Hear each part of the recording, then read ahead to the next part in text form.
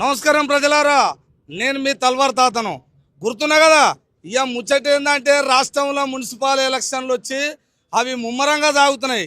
ఈ ముమ్మరంగలో కూడా మరి ఇంత ఘాటుగా జరుగుతున్నాయి అంటే ఈ ఎలక్షన్లు మీకు గుర్తే.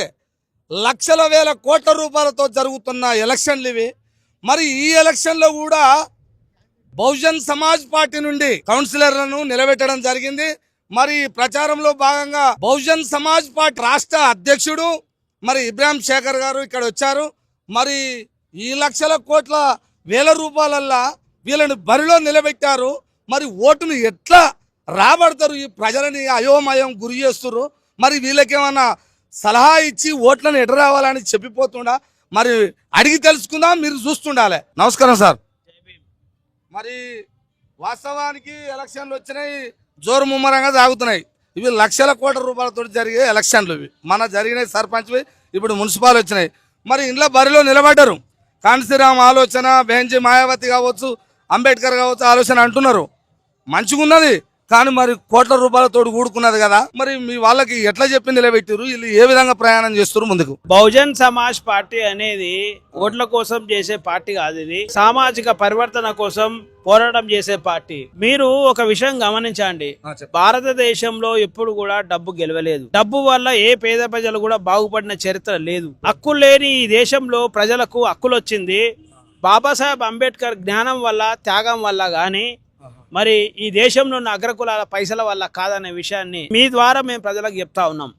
ఈరోజు ఉత్తరప్రదేశ్లో మాయావతి గారు కూడా ముఖ్యమంత్రి అయ్యింది అంటే కేవలం మహానీయుల పోరాటంతో, మహానీయుల పోరాటాన్ని ఈ ప్రజలకు ఏ విధంగా లాభం జరిగిందో వాళ్ళకు చెప్పి, వాళ్ళకు అర్థం చేయించి ఉత్తరప్రదేశ్లో ఓట్లు వేయించుకొని గెలిచిన చరిత్ర ఉత్తరప్రదేశ్లో మాయావతి గారిది.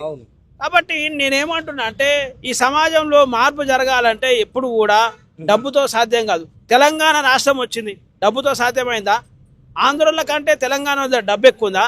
ఆంధ్ర పాలకులను మనం ఓడగొట్టింది తెలంగాణ ప్రజల చైతన్యం మీద తప్పిస్తే అది ఆంధ్ర పాలకుల డబ్బును మనం ఓడగొట్టింది తెలంగాణ ప్రజల చైతన్యం, కానీ తెలంగాణ ప్రజల డబ్బు కాదు కదా. అదేవిధంగా ఈ తెలంగాణ రాష్ట్రంలో అగ్రకులాల డబ్బును ఈ బీఎస్పీ పార్టీ తెలంగాణ బహుజనుల చైతన్యంతో ఓడగొడుతుందనే విషయం మేము స్పష్టం చేస్తున్నాం. దానికి సంకేతాలు ఉన్నాయి. రీసెంట్గా లోకల్ పార్టీలో కూడా మేము ఎన్నికలలో పోటీ చేసాం. పోటీ చేసి 123 మంది వార్డు మెంబర్ గెలిచినాం, 9 ఉప సర్పంచ్ గెలిచాం, 4 సర్పంచులు గెలిచాం. అట్లా ఈరోజు ఈ మున్సిపల్ ఎన్నికల్లో కూడా మేము ఖచ్చితంగా ఒక 50 నుంచి ఒక 100 కౌన్సిలర్ ఎన్నికలు మాత్రం మేము ఈసారి గెలిచే అవకాశాలు ఉన్న విషయం 100% గెలుస్తున్నాం. రెండో విషయం ఏంటంటే కాంగ్రెస్ పార్టీకి సిగ్గుండాలి. కాంగ్రెస్ పార్టీకి సిగ్గుండాలి ఈ బహుజనుల ఓట్లు అడగనీకి.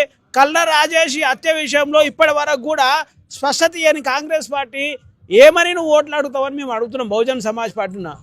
ఒకవేళ కాంగ్రెస్ పార్టీ దోషి అని మనం అన్నిక వీల్లేదు, టీఆర్ఎస్ పార్టీ కూడా దోషి అని చెప్పొచ్చు, బీజేపీ కూడా దోషి అని చెప్పొచ్చు.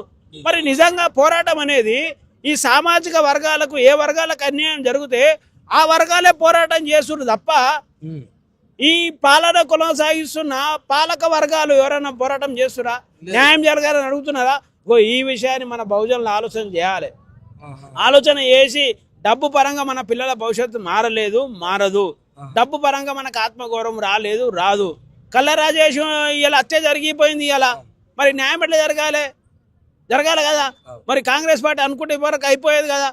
కాంగ్రెస్ పార్టీ మీద ప్రెజర్ చేసే ప్రయత్నం టీఆర్ఎస్ ఏమన్నా మనస్ఫూర్తిగా చేసిందా? బీజేపీ చేస్తుందా?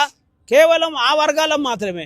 డిఎస్పీ కావచ్చు, ఎంఆర్పిఎస్ కావచ్చు, బిఎస్పీ కావచ్చు, అసలు ఆ వర్గాలకు సంబంధించిన మనుషులే పోరాటం చేస్తారు తప్ప ఏ వర్గాలు అయితే హత్యలు చేయించిరో వాళ్ళు మాత్రం చేయట్లేదు. ఫర్ ఎగ్జాంపుల్ ఇంకా వివక్షత కొనసాగుతున్నది.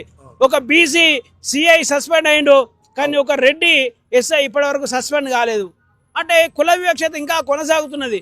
ఈ విషయాన్ని పేద ప్రజలు ముఖ్యంగా బహుజనులు ఆలోచన చేయాలనే విషయం చేస్తూ బాబాసాహెబ్ అంబేద్కర్ స్ఫూర్తి, మాన్యవర్గాని పని వినాదం, మరి మాయావతి గారి నాయకత్వమే ఈ తెలంగాణ రాష్ట్రంలో బహుజన రాజ్యాన్ని సాధిస్తారనే విషయం స్పష్టం చేస్తూ మీకు చూస్తున్నారు. మీరు రోజు రోజుకు బహుజన ఉద్యమం పెరుగుతూ ఉన్నది. ప్రజలకు అర్థమయ్యే విధంగా మేము మా నాయకులు అందరూ చెప్తా ఉన్నాం. కాబట్టి రాబోయే రోజులలో ఖచ్చితంగా తెలంగాణలో బహుజన రాజ్యం వస్తుంది. కాంగ్రెస్, టీఆర్ఎస్, బీజేపీ పార్టీలను చిత్తుగా ఓడించే పరిస్థితి వస్తుంది. అది మీరు చూస్తారు, మీ టీవీ ద్వారా మేము ఇంటర్వ్యూలు ఇస్తాం. అంతే. బహుజన్ సమాజ్ పార్టీ జిందాబాద్ జిందాబాద్ మాయావతి గారి నాయకత్వం నేను గుర్తుకే. చూసిరు కదా, రాష్ట్ర అధ్యక్షులు ఇబ్రాహిం శేఖర్ గారు మంచి సూచన ఇచ్చారు. ఏంది ఆ మాట అంటే, ఈ ప్రపంచంలో ఈ భూమి మీద కావచ్చు, ఈ రాష్ట్రంలో కావచ్చు, ఎక్కడైనా డబ్బుతో ఏది కొనసాగదు, డబ్బు కాదు. ఇక్కడ డాక్టర్ అంబేద్కర్, కాన్సీరామ్ గారు ఏ విధంగానైతే ఉత్తరప్రదేశ్లో మరి మాయావతి గారిని 4 సార్లు సీఎం చేశారో, మరి అక్కడ చూడలేదా అది డబ్బా? తెలంగాణ రాష్ట్రం కూడా ఏర్పడ్డదంటే ఇది ఇక్కడ డబ్బా కాదు. అందుకనే రాష్ట్రం కావాలి అని అంటే ఈ రాష్ట్రంలో బీసీ ఎస్సీ ఎస్టీ ప్రజల మీద జరుగుతున్న దాడులు కావచ్చు, అన్యాయాలు కావచ్చు, ఈ దాడుల మీద, ఈ అన్యాయాల మీద ఈ 3-4 పార్టీలు, అగ్రవర్ణ పార్టీలు గొంతెత్తి మన తరపున మాట్లాడవు. అవి సచ్చినా పర్వాలేదు అనుకుంటారు కానీ మన గురించి మాట్లాడరు.